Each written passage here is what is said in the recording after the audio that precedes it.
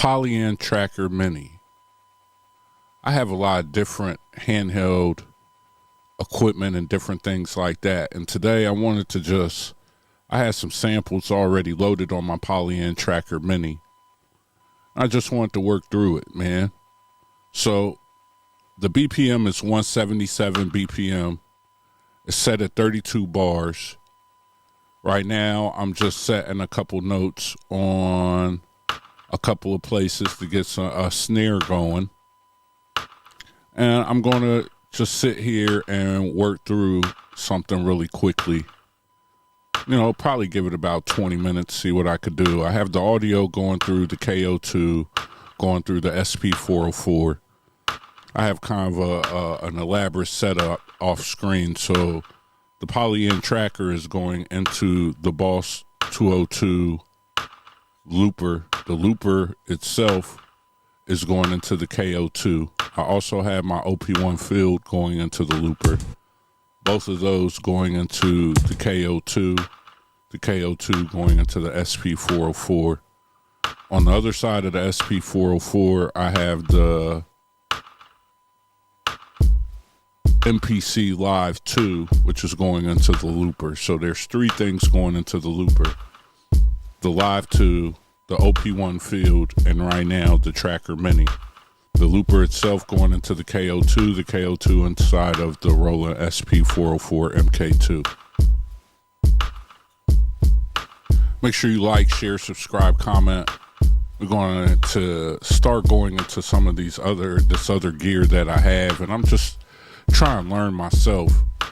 So right now, you know, I've made probably about 20 beats on the Polyend Tracker Mini. This has the beta firmware where you can utilize the notes mode to play your sounds or play your instruments, you know, trigger your instruments and get your sounds in. Right now I'm going to utilize I have a kick and a snare, a couple of sounds. I have a couple of samples loaded already, and we're going to go press the effects button, and I'm going to go into the slice mode. And I already have it sliced, so what I'm going to do now is use the small plus and minus to choose my slices.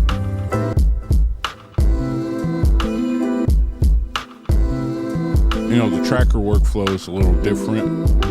But once you understand that you're just essentially putting steps, it's like a step sequencer and so many ideas. You're just adding steps on a specific place on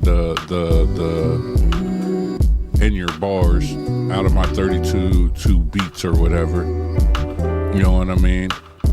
Then it becomes pretty simple if you think of it like a step sequencer. You just add steps, and then you're doing micro edits to those steps. So whatever the step is, like right now, I have slices. So on step one, I am looking for what slice I want to put on step one.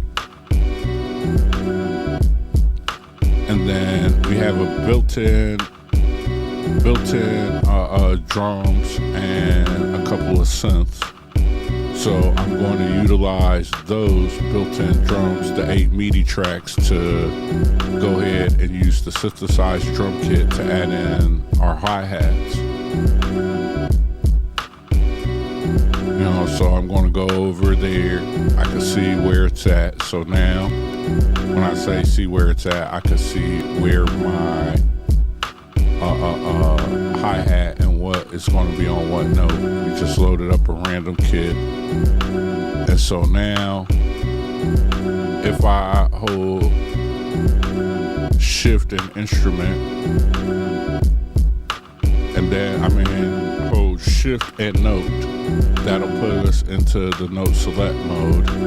And then if I hold note, I could use what the 8 soft buttons choose, what 8 soft buttons underneath the screen. I can use those to select notes, which is a little better way. I like it a lot. This is the beta firmware. Hopefully they don't forget about us. I could change the steps, but instead I'm just going to put it in one by one.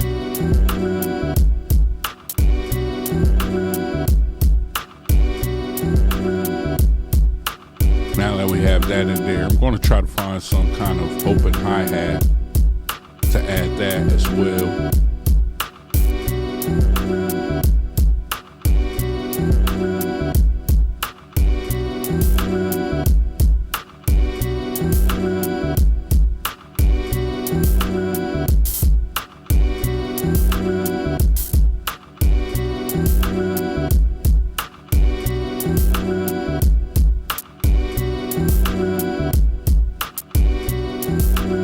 Prince of Persia on the other screen. Trying to implement some new things. I want to see how this works when we're dealing with the handhelds. Sometimes you're just going to be voice led and narrated. You know what I mean? And so this is my first one. I just wanted to see. Let me know how you feel about it in the comments. You know, we could make the screen bigger. We could do other things. But right now, I just wanted to mess around with it and get used to it, see how it looks on camera. Right now I'm still working on the hats and the percussion. I'm doing this on the MIDI tracks, so I only have 3 audio tracks. Now I'm probably about to copy and paste this.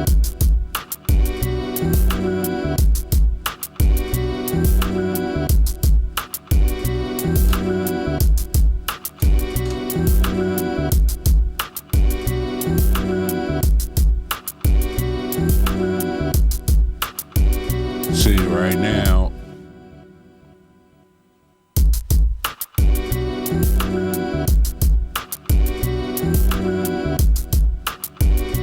I'm on my next sequence. What I want to do is add in a little bit different scenario with the snares, or my next pattern sequence. They're the same thing essentially. See, now we could hold it, and if we hold it, it gives us a better selection of what notes we're trying to utilize.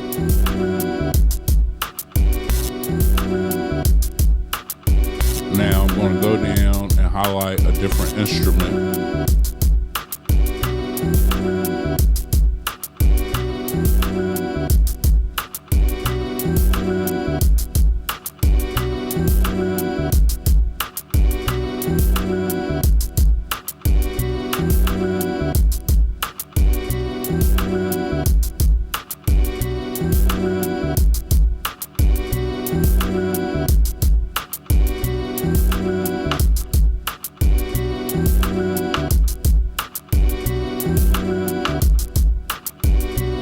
Tracker workflow is a little bit tedious, but it's worth it. It definitely will, especially if you have your headphones.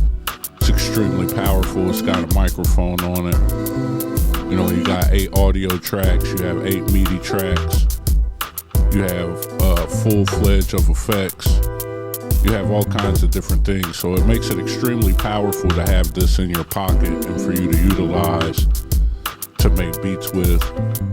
It's a perfect tool if you just got some time and you want to sit back and chill. You know, it gives you some time to kind of learn, and you could create something extremely dope. And I'm talking start to finish. You know, one of the mindsets that I've been trying to get into when using the Polyend Tracker Mini is to load enough samples up early enough where we could make 3 or 4 or 5 different beats. We could transition. So if I load enough samples up early enough drums, enough everything, because you have so many patterns, you definitely can create a whole song and then transition that song into a different part and transition that part into another beat, and just keep kind of transitioning over time. And with the song mode, you definitely can create something unique and something that you probably wouldn't make on other drum machines or DAWs.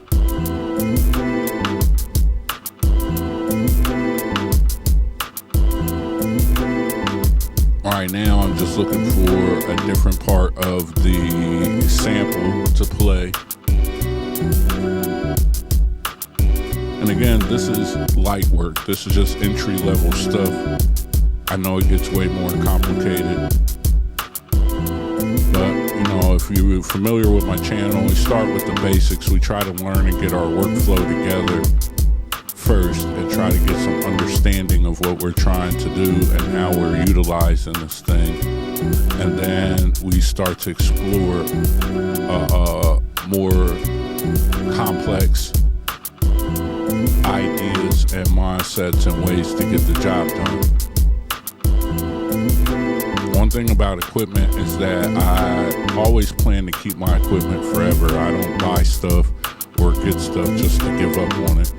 I try to mess with it when I have the time and the capacity to really focus and utilize and learn. And so one of the things I've been doing is taking the Polyend Tracker Mini out with me, spending some time getting used to this tracker workflow, you know, waiting to see what else they were going to upload and add with any ideas of what they were going to do and kind of expand the Polyend Tracker workflow. I do have some small issues where I'm still trying to learn how to utilize chords. I'm still trying to learn how to utilize certain things that I would do with other gear. But with that comes time, and time comes dedication. And with different workflows, you know, you can't just hop in there and talk bad about it or diss it or kick it down just because you don't know how to use it yet. You got to actually put some time in and learn how to use it. I've seen a lot of people say that the tracker workflow isn't for hip hop, but it definitely is, you know. And if you keep it simple, bass, sample, drums, you can always make up some dope beats. Like I have a bunch of samples on here, a bunch of loops on here, all kinds of things. So it's really about how much you use your imagination, and like any other drum machine, how are you going to use your imagination and put it into play with that drum machine and its workflow.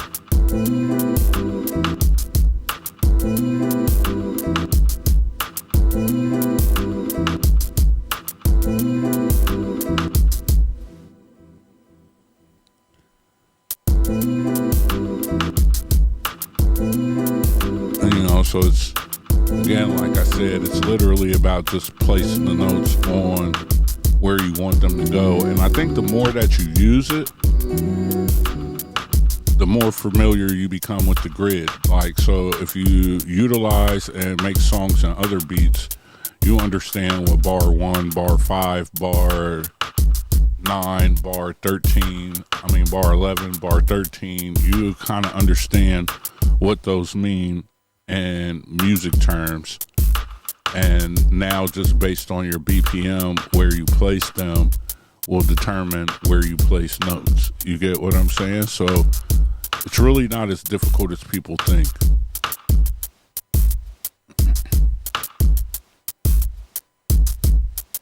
All right, now we're going to remove some of these snares and just make a simple pattern where it's just the kick by itself. And once we get that, we'll go over to song mode and just throw the patterns into a song.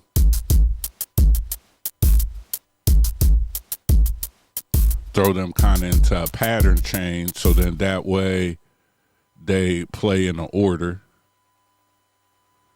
You know, right now I'm using, while I'm in record mode, Shift plus up will select all the sounds in that lane, and you can either delete them, erase them, whatever you want to do.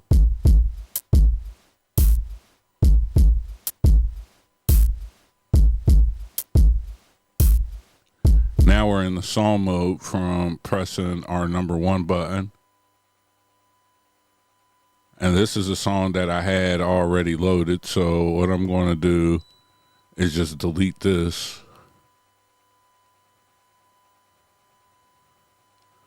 And now I'm going to utilize my pattern up and down button to go to where I have my patterns, which I built these on pattern 19 through 22. And then we're just going to use the add pattern button. I'm going to get a basic. It's just like song mode in the MPC. We select our patterns, and then I'm going to just add a bunch. Once I get the basic idea and understanding of how I want this to be laid out, then I'll just add a bunch of patterns like we're doing now. And I'll go through and I'll set up the structure. And once I get the structure set up, you know, any excess patterns, we'll remove those. And now we have a song. So that's what I'm doing now is, you know, since we're at 177 with 32 beats, you know, I probably want each pattern to play 4 times pattern 19, 4 times pattern 20. Now, because the other 2 have just empty drums on it, maybe 1 time of each one, you know, and then that way it fades and kind of loops around. And then we could go in and make some more edits to that, but I don't think I'm going to do that. I'm looking at the clock. I think once we get this, we will record it to a pad in our SP404 MK2, you know, and we'll go from there. All right, now I'm still setting the structure. Now we're going to delete.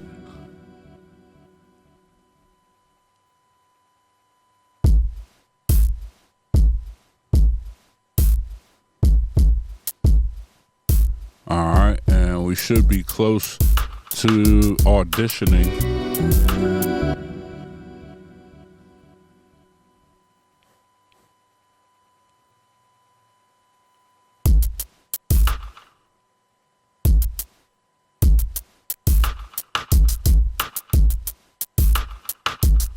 There we go. And so you can see the red line going down and see it playing in different patterns. And if I wanted, I could go out to the performance mode and start doing performances.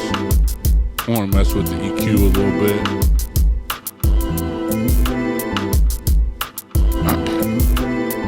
And so right now we're going to put that right here. And you can see now that I have it going through my SP. I'm going to go ahead and just kind of wrap it up while we do this. You know, I think that the Polyend Tracker in 2025 still has a great workflow. I think that a lot of these drum machines and different things we got over the last couple years have long-term workflow, but we just need to spend more time utilizing them and working them together. You know, I definitely think that Polyend Tracker Mini is something that is for the guy who has patience and can understand how to see the grid, piano grid warriors and people of that nature. You know, I do think it's got a great sound. It's got great effects. It's got built-in synthesizers. It's got all the things that you need in order to create tracks on the go. You know, one of the things they advertise is that you could create your whole album in the Tracker Mini, and I definitely believe that you can. Let me know if you guys like this video. You know, I could do more stuff like it. I just wanted to spend the time and check it out and just show you guys what it is and spend some time working with it myself. And I enjoy it. I like it. Make sure you like, share, subscribe, comment. Definitely more Polyend content on the way. Let me know what you guys want to see. Let me know how you guys feel about it. Would you get a Polyend Tracker Mini? Do you own a Polyend Tracker Mini? What are the questions you have about the tracker workflow? And how do you feel about the new gameplay screen on the side. Let me know. It's your brother O.T.G.